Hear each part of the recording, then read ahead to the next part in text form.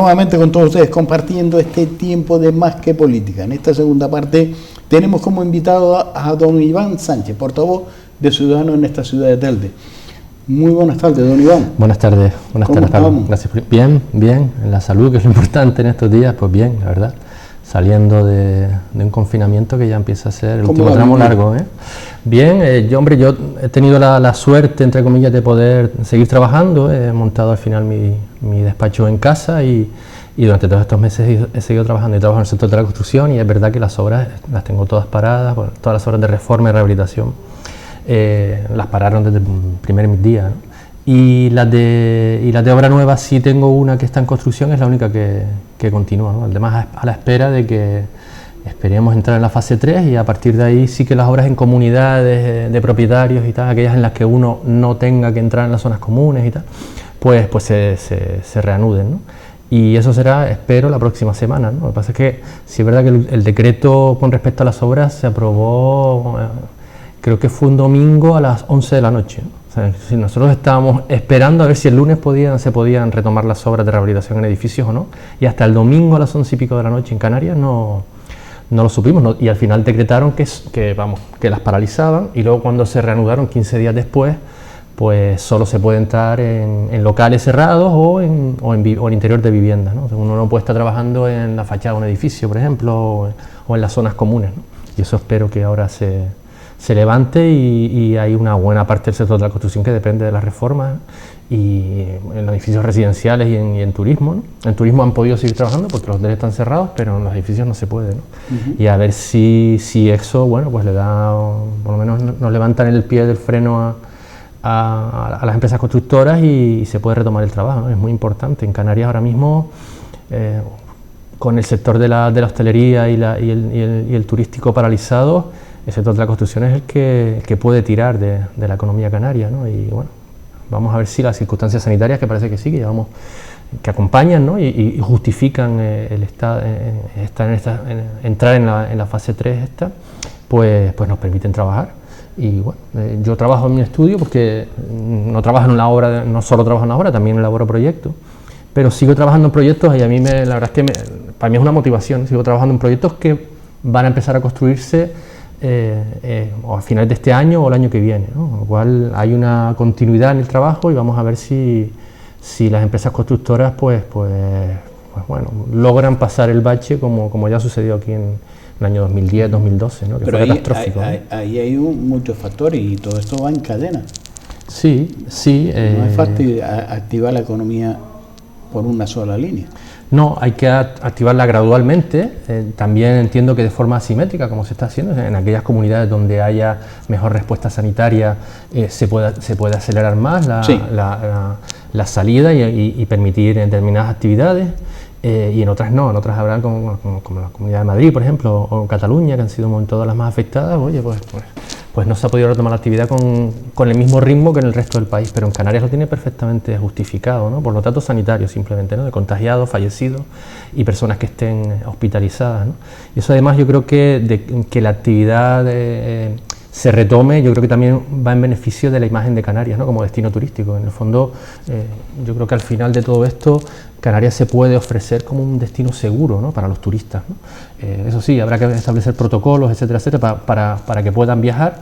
En eso los turoperadores están trabajando muchísimo y están muy por delante de los gobiernos, ¿no? Por ejemplo, hoy oían en radio que la gente de TUI, que es uno de los mayores turoperadores del mundo, ya tiene un protocolo exhaustivo, ¿no? Desde qué es necesario para poder subirse en un avión, qué medidas tienes que tener en el destino, a la llegada, el traslado al aeropuerto, una vez que estás en el hotel, en fin, desplazamientos, todo, ¿no? Tiene perfectamente todo estudiado y esa información se la pasa a los propietarios de hoteles y a los directores de las cadenas hoteleras. Y bueno, se está a la espera de que esos protocolos se oficialicen, es decir, que los gobiernos, que son al final los que decretan, digan cuáles son las pautas que hay que seguir para poder viajar. Efectivamente, porque la TUI puede marcar sus protocolos, claro, pero oye, ese protocolo a lo mejor no es viable para la compañía aérea, claro, y no es viable para el hotel. O no tenemos los medios, ¿no?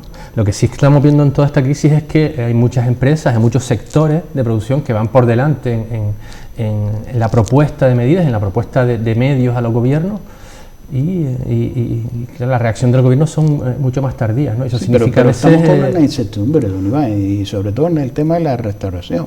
Y ya se ha dicho, hay voces que han dicho, oye, tira el freno a mano, no vaya a pasar como la ley antitabaco, sí, de que vamos a hacer inversiones, un desembolso, y después las medidas pues las estamos viendo. Sí, yo he visto cadenas, por ejemplo, de alimentación que se han gastado una cantidad de dinero en dotar de equipos de seguridad a sus trabajadores, la famosa gareta, y ahora te dicen que no, que la gareta no, es mascarilla lo que tienes que llevar puesto. Sí, por lo cual te quedas con una cara de tonto, pero y de tonto. Al principio los guantes eran imprescindibles y resulta que 15 días después o un mes después ya no eran necesarios, que incluso luego nos dicen más adelante que puede ser hasta perjudicial, que puede ser peligroso, o sea, es más peligroso llevar guantes que no llevarlos.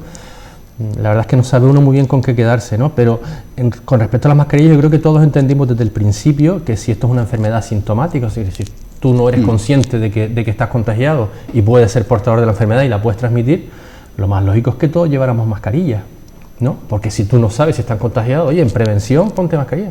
Pero ¿qué nos dice el gobierno? No, las mascarillas es mejor que no la lleven. ¿Cuál es la razón de ser de esa directriz? Según el gobierno. Pues que no había mascarilla. Es decir, yo no puedo obligar a la población a tomar una medida cuando no he previsto que todo el mundo lleve mascarilla, que no he previsto que haya stock suficiente, que haya mascarillas para todo el mundo. Yo creo que en eso había que haber sido mucho más transparente y probablemente nos hubiésemos ahorrado una cantidad de contagios importantes. Sí, pero hemos paralizado una industria que podía dedicarse a construir y hacer esas mascarillas como se ha visto. También. Después se ha intentado un poco... Hemos visto ofrecimientos de industrias españolas, canarias también, para ofrecer, oye, geles hidroalcohólicos, mascarillas para cambiar su producción de forma, temporal a producir un bien que es necesario y que es escaso. Y a muchos empresarios les hemos oído que no les han hecho caso, ¿no? Y en otras ocasiones se ha dedicado dinero público, como el caso de Ogadenia, tan famoso últimamente, se ha dedicado dinero público de forma incierta, ¿no? A producir un producto que luego no es homologado y que no es, no tiene esa garantía de seguridad necesaria, ¿no? A una empresa textil, cuando había empresas que fabrican productos farmacéuticos, productos médicos, que se estaban ofreciendo a los gobiernos y al final hemos comprado todo en China, ¿no? Bueno, de todo esto me imagino que habrá tiempo por delante para hablarlo, ¿no? Pero ahora lo importante es cerrar el tema de los contagios y blindar la sociedad. Ha dejado en evidencia a esta sociedad en muchos temas. Sí. La poca capacidad, porque si tenemos que ser dependientes de todos los países europeos, y en este caso España, de China, para poder dotarnos de una medida de seguridad primordial como una mascarilla, vaya país que tenemos. Claro. Los costes. Los costes. Para esto hay una explicación desde el gobierno que siempre es la misma. Esto no se podía prever, nadie podía pensar que esto iba a ser así. Bueno, pero es que para eso están los gobiernos, es decir, para anticiparse a esas situaciones, para tener planes de contingencia, pues para este tipo de situaciones que a uno no se le pasa por la cabeza. Una empresa competitiva que haga mascarilla para dotar a todos los profesionales sanitarios de España. Eso para empezar, ¿no? Es decir, que en un momento dado pues tiramos de China, pero tenemos una empresa. De las distintas demandas que se le han ido presentando al gobierno, algunas ya están desestimándose. Todos más los expertos jurídicos ya empiezan a decir que la demanda de las asociaciones de médicos sí que puede prosperar, ¿no? Porque ahí tú estás en la obligación de dotar al empleado público de los medios necesarios, y más al que está en primera línea, obviamente, ¿no? A los médicos y profesionales sanitarios, por ¿no? su propio peso. Entonces, si tú no has procurado y no solo no le has dado suficientes medios, sino que además en algunas ocasiones le han dado medios que han tenido que tirarse a la basura porque no servían, ¿no? Por su propio peso, por la prevención y riesgo laboral. Claro, entonces hay una ley que, ahí no puede escapar que eso en todas las actividades, en la construcción, por supuesto, pero también en la medicina, en todas las actividades, en el sector de los servicios también, ¿no? Que decir, ahora un hostelero no puede poner, un camarero no se puede poner frente al público así sin nada, tiene que tener una serie de medidas. Bueno, pues eso está en la obligación del empleador, y el empleado público, el empleador es el Estado, ¿eh? Entonces, ese sí que demanda que sí que puede prosperar, pero por esa cuestión, ¿no? Por dejación y no proveer a los profesionales sanitarios de los medios necesarios, ¿no? En todo lo demás son cuestiones políticas que van a ser trascendentes, pero entendemos desde Ciudadanos que no es ahora el momento, ¿no? Creo que lo que te decía antes, hay que intentar que no haya un rebrote, eso en principio, ¿no? Que las medidas, estamos viendo en algunas ocasiones que las medidas se están tomando, la libertad que te van dando poco a poco, en algunas ocasiones se entiende mal, no se respetan las medidas de seguridad, no se respeta la distancia social, no se respetan tener EPIs, hay algunos locales que han incumplido. Entonces, hemos escuchado en varias ocasiones, ahora no es el momento, pero el momento y ahora era responderle a los ciudadanos, el momento y ahora era responder con medidas, con equipamiento de seguridad a aquellos que estaban en primera línea luchando contra este virus. De los retrasos y de los errores del gobierno, yo creo que Ciudadanos ha hablado bastante, y además en sede parlamentaria, que es donde se tiene que hablar. Ahora bien, es cierto que si tú no has actuado a tiempo y no has puesto las medidas necesarias, porque en algunos casos, como te he dicho, no las tenías o no las habías previsto, al final lo que no puedes hacer es utilizar políticamente esa situación de debilidad del gobierno para atacarlo, y porque en el fondo lo que estás consiguiendo es desproteger a la población y desproteger a los profesionales sanitarios también, ¿no? Entonces yo creo que la actuación de Ciudadanos en cuanto a la aceptación del estado de alarma y el voto favorable, yo creo que siempre ha ido en ese sentido. Desde el principio, además, he votado sí en todas las prórrogas que ha habido, ¿no?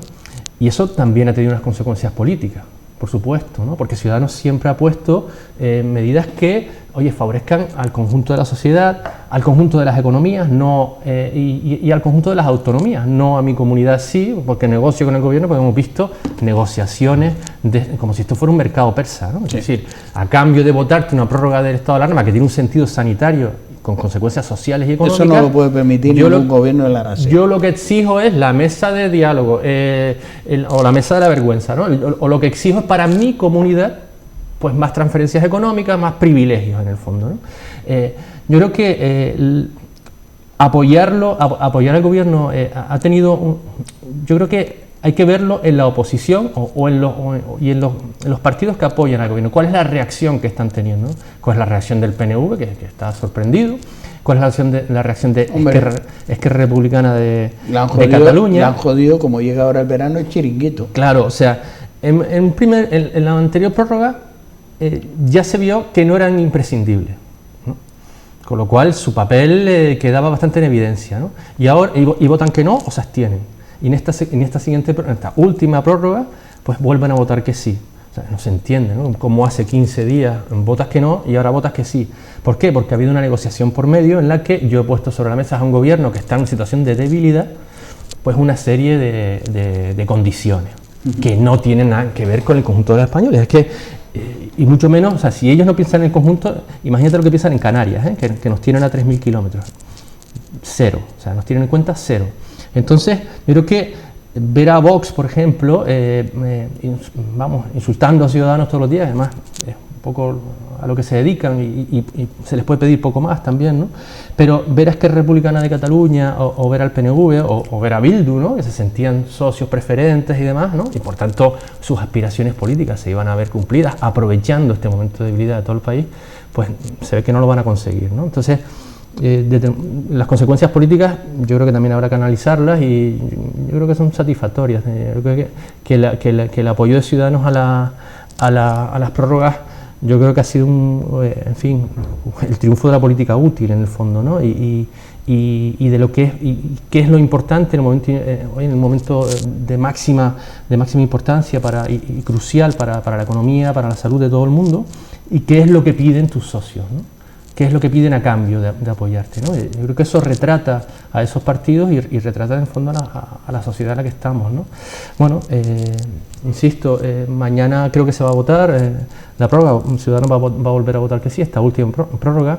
A cambio, ¿qué ha sacado? O sea, ¿qué ha sacado Ciudadanos? ¿Rédito político? Bueno, pues la verdad es que yo creo que no se ha pensado en él, ¿sí? Porque es muy arriesgado, o sea, exponerte de esta forma ante un partido socialista dirigido por Pedro Sánchez, que sabes que no respeta ningún acuerdo, ¿no? Pero lo firma. Eso es lo importante, que lo firma y lo firma ante todos, ¿no? Además se ha conseguido, que rinda cuentas no al mes, ¿no? Sino cada 15 días en el Congreso, ¿no?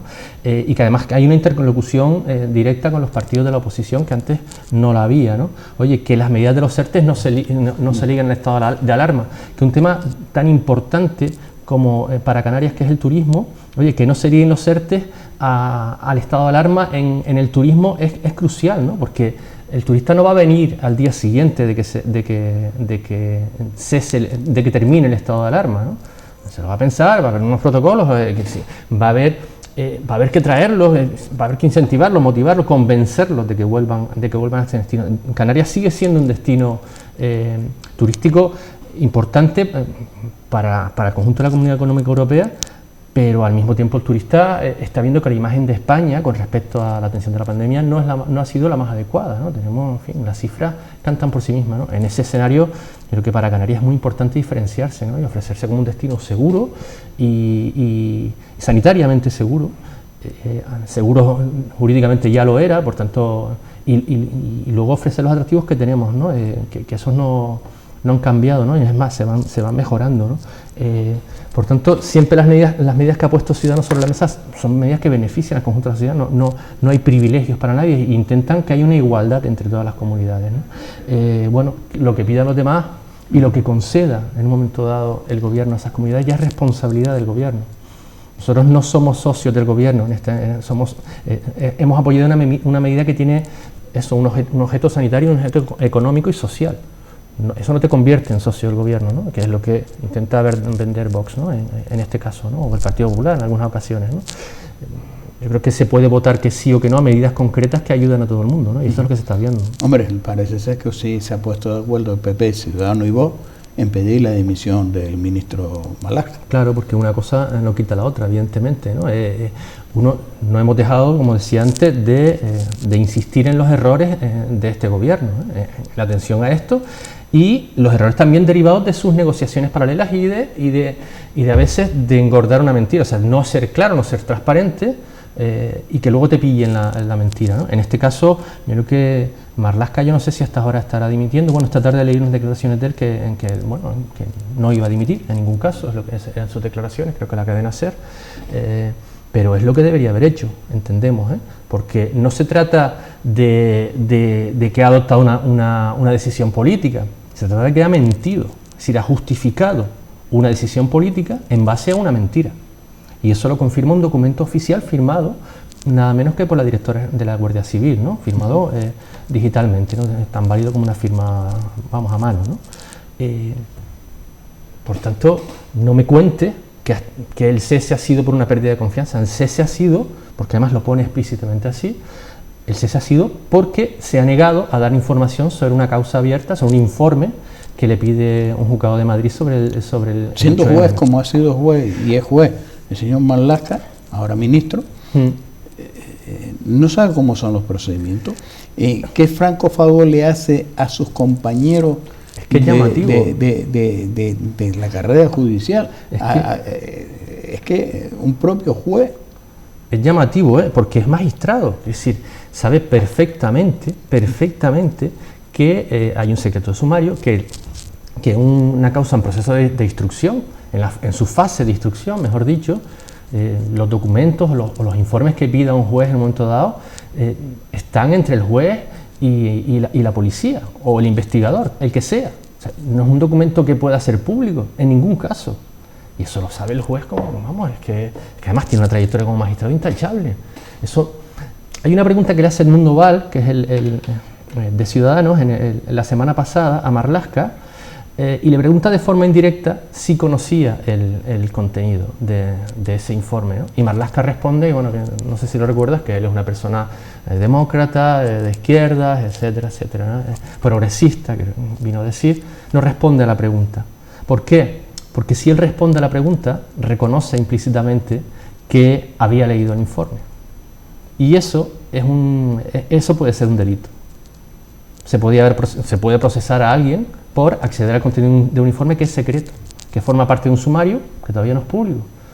O sea, que sabe perfectamente desde el principio cuál ha sido su error. Y además no es necesario, es decir, un informe no es vinculante, o sea, cualquiera. Yo actúo, por ejemplo, como perito judicial muchas veces. uno sabe que uno presenta un informe a un juzgado y luego en la vista, en la causa, si la hay, normalmente la hay, el juez decidirá de manera técnica, en base a la ley, en base a Estado de Derecho, tomar una decisión, porque yo presento un informe, pero puede ser contestado. Si hay derecho a defensa. Si el informe contiene errores, el juez también los puede determinar. No hace falta que venga la prensa a resaltar con verde fufú cuáles son los 3 o 4 errores de un informe que tiene 87 páginas. O sea, ¿por qué ha habido un esfuerzo en desacreditar el informe? Por parte de mucha prensa hace unos días, ¿no? Bueno, pues en el fondo estaban diciendo... Para demostrar el despido. Para hacer ver, primero, para justificar el despido, si llegara el momento que se hiciera público, y segundo, para meterle la idea a la gente de que hay informes que están dirigidos contra el gobierno, que no es imparcial. Y como no es imparcial, fíjense ustedes, es que se equivoca en una fecha, ¿no? Pero es que la acción no es por el informe, la acción es cómo se ha producido ese despido. Claro, que es el kit de la cuestión. A mí que ahora usted ha hecho ese informe, se ha sacado a la luz y perdemos la confianza porque, oye, usted ha hecho un informe falso, engañando al juez en contra del gobierno y usted pertenece al gobierno, ¿vale? Podemos entenderlo, pero ese no es el tema. El tema en cuestión es que la jueza que instruye esa causa ha declarado información reservada y el señor que está al cargo tiene que ser reservado. Es que ni punto ni pelota, es que la justicia está por encima de todo. Y además, mira, eso lo podría entender el señor Malasca, digo yo. Ahora mismo entendemos como normal que un informe de esa naturaleza se filtra a la prensa. Sí, sí. Y es un delito, es decir, hay que insistir en eso, ¿no? Lo además, normal es que no se filtre. Exactamente, no es la primera vez. En Canarias se han filtrado muchísimos informes a la prensa de forma interesada por una de las partes. Hombre, normal, porque a lo mejor ese informe, si lo filtramos a la prensa en el sector que está dañado, pues se declararía nulo porque se vulnera el derecho de defensa. Al llegar a un juicio se vulnerará el derecho y como las causas duran a veces 10, 15 años, al final todo el proceso se desvirtúa y se manosea y la verdad queda en nada. Disculpa que ha cometido claro, el delito. Y queda todo en nada. Pero en definitiva, lo que tenemos aquí es que una jueza encarga un informe a un policía de investigación, a la Guardia Civil, a la UCO. Ni siquiera el jefe, la persona que es despedida, tiene por qué saber, tiene que conocer el contenido del informe. Puede saber que lo está haciendo fulanito de tal, encargado por un juzgado, pero no tiene por qué saberlo. Ni el policía, aunque sea el de menor rango, tiene que rendir cuentas ante su superior, solo ante la jueza. Que si no estaríamos con personas por en medio que pueden, oye, desvirtuar. Entonces sí que podríamos tener sospechas de que los informes pueden ser dirigidos o contaminados, como tú dices, ¿no? Pero bueno, se lo encargan a una persona, a un perito judicial o a un policía, a un investigador, hace un informe, el que entiende que le ha encargado a la jueza para ayudar a la instrucción o a esclarecer unos hechos. ¿Por qué nos anticipamos a emitir un juicio de valor? Primero a decir que el informe es una porquería, que no sirve para nada, que está manipulado y que está teledirigido y que además va en contra del gobierno, ¿sí? Porque nos anticipamos a la decisión del juez. La jueza que, por cierto, juzgó los casos de los máster tanto de Cristina Cifuentes como de Pablo Casado, con lo cual tampoco es que uno fuera a pensar que directamente a recibir el informe y tampoco iba a dirigirlo contra el gobierno, porque además tampoco puede, si tendría que llevarlo al Tribunal Supremo, es un juzgado de instrucción, con lo cual toda esta sobreactuación, además dirigida de primera mano por nada menos que por un ministro, siembra muchas dudas y si al final se demuestra que has mentido, por esa mentira es por lo que tienes que dimitir, porque no olvidemos que hace un par de años la presidenta de la Comunidad de Madrid se la hizo dimitir por robar 2 cremas, y se estuvo hablando de las 2 cremas 2 meses. ¿Usted cree que en cualquier país de Europa hoy por hoy el señor Malasca seguiría de ministro?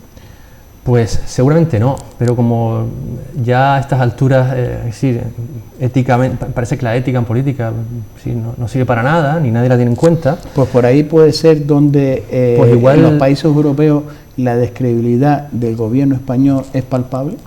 Bueno, hay muchas cosas que juegan en nuestra contra, Quiero decir, cuando nos estamos jugando un rescate con la Unión Europea, pues nos podemos negociar con Bildu, por ejemplo, ¿no? O sea, damos mensajes absolutamente contradictorios y de poco fiables, o sea, de gobiernos poco fiables ante la Unión Europea, ¿no? O nos ponemos a discutir en este momento de crisis económica sobre el salario universal, o este tema de los huesos, del tema de la institución de Cobos, pues al mismo día se sube el sueldo a la Guardia Civil, ¿no? Si, para una mano lava la otra, ¿no? Como decía un amigo mío, ¿no? Para tranquilizar. Para tranquilizar y tal. Entonces, es decir, y al final, fíjate, la respuesta de la Guardia Civil ha sido unánime, ¿no? En contra de la institución. Ha habido además algunas dimisiones también, ¿no? Y ha pasado casi una semana. Ha dimitido el 2 y el 3. Al 2 y el 3. Al 3 le han hecho dimitir, más bien, o lo han trasladado.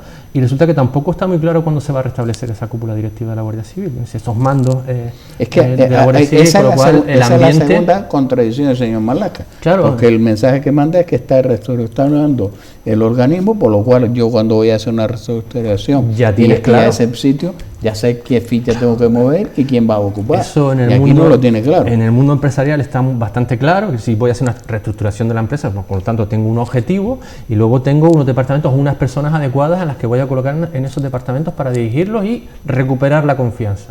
Pero eso, el trabajo previo lo tengo que tener hecho. 48 horas, en 3 días, tengo que tener... Sobre la marcha, quito a Antonio y pongo a Pepe, claro, quito a Juana y pongo a María. 48 horas por dar un margen, ¿no? Pero es que siguen pasando días y días y no vemos la reestructuración. O sea, si yo he perdido la confianza en nada menos que en el mando de la Guardia Civil, oye, pues yo tendré que tener personas que a lo mejor no se presta a ostentar ese claro. cargo ahora, porque va a pensar, digo, oye, mire, yo con mi currículum, mi carrera, mi trayectoria como miembro del cuerpo de seguridad, no quiero que la gente piense que voy a ser la marioneta de ustedes. Una de las instituciones más valoradas por la sociedad, quiero decir, me parece a mí que la verdad es que de Marlaska yo creo que todos esperamos más, Sí. Es decir, una persona con esa trayectoria vital y profesional ha decepcionado a la ciudadanía. Esperábamos más, yo creo que incluso a sí mismo. Es decir, toda esta actuación por fidelidad o digamos, por mantener el compromiso que ha adquirido con el gobierno y con Pedro Sánchez personalmente, que fue quien lo llamó a ser, porque él no es miembro del PSOE, es decir, no tiene carne del PSOE, eso fue lo que dijo el otro día en el Congreso, pero sí se siente comprometido y tal. Pero oye, y ese nivel de compromiso justifica toda esta degradación, digamos, profesional que tiene, que está sufriendo, esta erosión, perdón. Te desacredita como político, mañana hay otro día. ¿Volverá a la carrera judicial? Es que no se explica. ¿Va a ejercer como juez? Cuando has perdido la credibilidad, ¿con qué confianza se traslada a persona que tiene que juzgar? Una de las cosas que uno se piensa cuando entra en un partido político precisamente es eso, Uno viene de la sociedad civil, tiene un trabajo, vamos a decir prestigio, ¿no? Profesional, un nombre que no te lo regalan, se lo construye uno picando piedra día a día, ¿no? Y se tardan años, ¿no? En llegar a un determinado nivel de respetabilidad como el que tiene el señor Marlaska, ¿no? Eso te aseguro que no lo pone uno en juego por nada, por ningún partido político, ni por ninguna fidelidad, ni ningún objetivo superior, porque en este caso es que ni siquiera hay un objetivo superior, o sea, no está haciendo el bien el ministro Marlaska en este caso, no está obstaculizando la acción de la justicia a la que él en un momento dado representó, y con un nivel altísimo. No es explicable, o sea, yo no encuentro ninguna explicación desde el punto de vista profesional. Tienes una trayectoria, quiero decir que lleva, no sé, igual Marlaska lleva 30 años de ejercicio profesional. En el punto de mira amenazado de ETA. por ETA, es decir, es que es un juez en un juzgado de Bilbao de los años de plomo. Es inexplicable, es de verdad inexplicable, ¿no? Salvo que todo el mundo esté mintiendo, es decir, que también la Guardia Civil esté mintiendo, igual que miente él, ¿no? Pero eso tampoco lo justificaría, es decir, eso se tiene que demostrar, además él lo sabe, como se puede demostrar en un juzgado. Como mismo te decía antes que he asistido como perito judicial a juicio, también he visto compañeros que han presentado informes que no se ajustan a la realidad y eso se desmonta rápido. Es decir, técnicamente un informe mal redactado que no se corresponde a lo que, digamos, al objeto de la demanda o lo que se esté tratando, eso se desmonta con mucha facilidad. Bien. Y además lo desmonta un juez. Es decir, he visto preguntas de jueces incisivas, digo, pero usted me está hablando de la casa de no sé cuánto, digo, ¿ha ido usted a esa vivienda? No, señor juez, no he ido, pues la vida es de fuera, ¿no? Fuera. No hay más preguntas. Es decir, si tú estás hablando en un informe, hablando con argumentos técnicos sobre una cuestión que tú conoces, que tú has visto, que, bueno, eso se explica de una forma. Ahora, si hablas de oídas, de recortes de periódicos, como parece que nos pintan este informe de la juez, eso se desmonta rápido.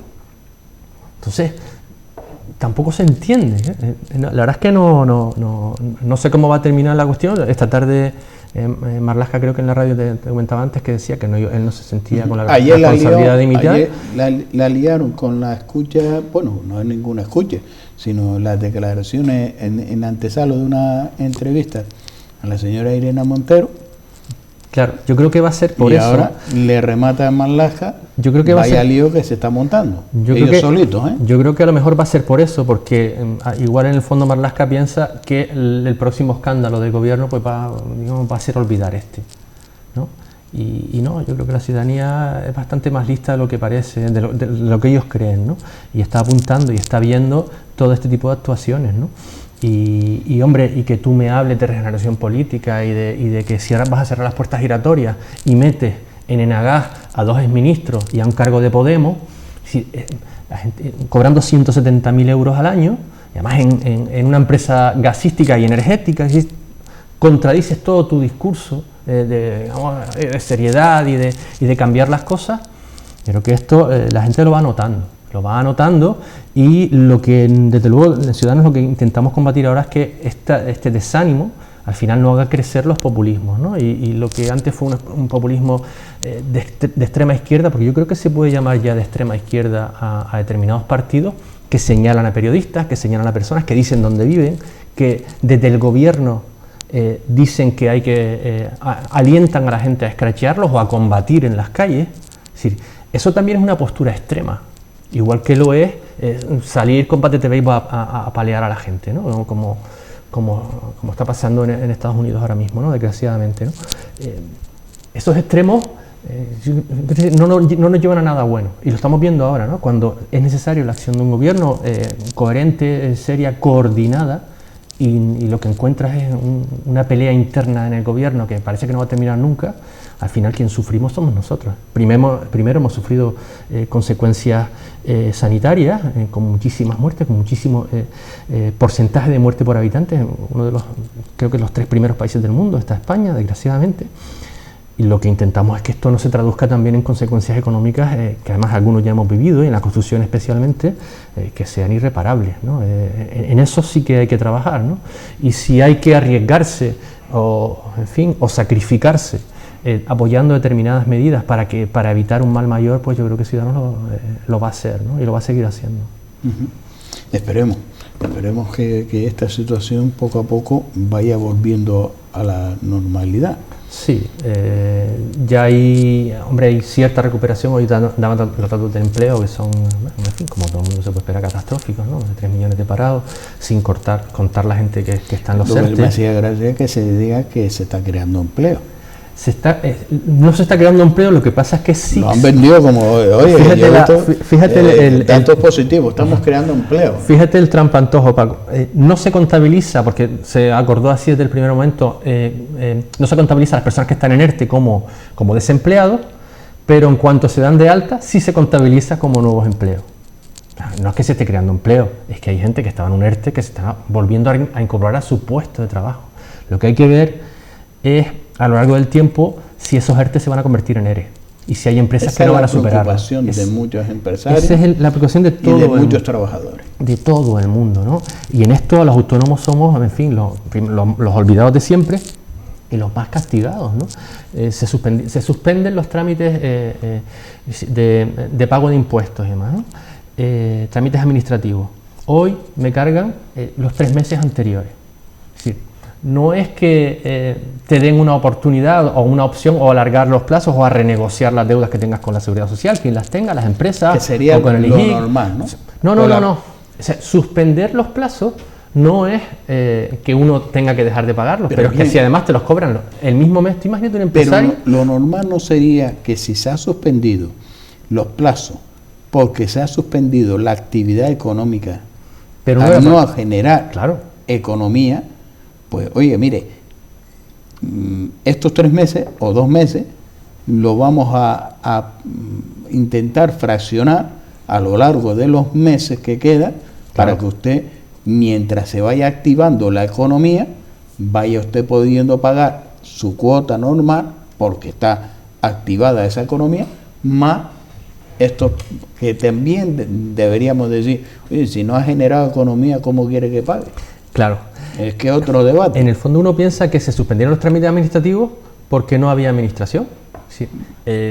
Los empleados públicos de Hacienda, todos los empleados públicos, además, desde el primer momento, se enviaron a casa, se les aseguró del gobierno que iban a cobrar el 100% de su sueldo, es decir, para los privados 0, pero para los empleados públicos me parece muy bien, pero deberían haber medidas iguales para todos, ¿no? Entonces uno empieza a entender ahora que se suspenden los plazos administrativos porque no había personal administrativo para hacerlo. ¿Pero por qué le parece a usted bien? No, lo que me parecería bien es que fuera para todos, las mismas medidas para todos, ¿no? Sí, me parece, para ellos, para empleado público, le parecerá estupendo. Es decir, genial, o sea, me voy a mi casa, voy a teletrabajar. Algunos ni siquiera han podido teletrabajar porque no tienes medios adecuados. Ya tú me dirás, no sé, un conserje, un chofer, si no trabaja en su puesto. Sin embargo, se le garantizó el 100% del sueldo. O sea, no hubo un ERTE para empleados públicos, ¿no? Hubo un ERTE para empleados de la empresa privada y para autónomos, algunas medidas, ¿no? Pero no hemos podido dejar de obviar los gastos que tenemos. Seguimos teniendo los mismos gastos de mantenimiento, de alquileres, de luz, de agua, etcétera, etcétera. Todo eso puntualmente. Y los que tuvieran deudas con la Seguridad Social, pues en realidad no ha habido un aplazamiento. Pero lo que ha habido es una suspensión por 3 meses. Y el día 1, tracatrán, todos los 3 meses anteriores juntos. Pero vaya caramba, fíjese usted por dónde, fíjese la respuesta de la sociedad. Porque la luz la tiene que pagar, el agua la tiene que pagar, los impuestos los va a tener que pagar. Pero muchos propietarios de locales le ha condenado esos 2 meses de alquiler, o le ha dicho, oye, mira, yo tengo unos gastos, porque tengo que pagar un IBI, tengo que pagar esto, tú me estabas pagando 600 euros, los gastos son 100, págame 100. Sí, ha habido una negociación y ha habido una disponibilidad por parte de la sociedad dando respuesta, pero del gobierno, que se ha llenado la boca, y hemos tenido al señor Sánchez todos los sábados por la tarde ocupando todas las franjas horarias, contándolo los mismos en un bucle para decorar muy bien. Se le nota que sabe hablar muy bien, claro, pero vacío el contenido. A los gobiernos lo que hay que pedirles es responsabilidad en la gestión. Es decir, de los discursos no come uno, los discursos no pagan los alquileres, ni llenan las neveras, ni resuelven los problemas, por muy buen orador que uno sea. Entonces, lo que nos hemos venido a dar cuenta es que algunos ya lo intuíamos, ¿no? Desde luego, desde Ciudadanos, pero que esto es un gobierno que está hecho desde el puro marketing político, y que a la hora de gestionar tiene carencias enormes, y una de ellas es esa. O sea, la sociedad, los empresarios, autónomos, han ido muy por delante de las medidas del gobierno.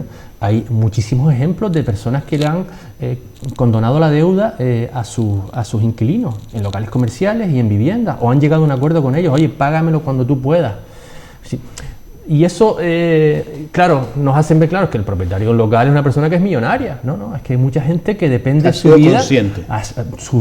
O sea, sus ingresos son los ingresos que obtenga de su propiedad. O sea, renunciar a ellos también es un sacrificio. Pero, insisto, no ha habido ninguna medida del gobierno para apoyar, para intentar compensar de alguna forma, que puede ser vía impuestos, a todas las personas que hayan llegado a un acuerdo con sus alquilados, con las personas que tienen arrendado el local o la vivienda, podrían tener, y eso se podría haber decretado, podrían tener una deducción del IBI de forma proporcional a la deducción que han hecho, y además eso se puede perfectamente justificar, ¿no?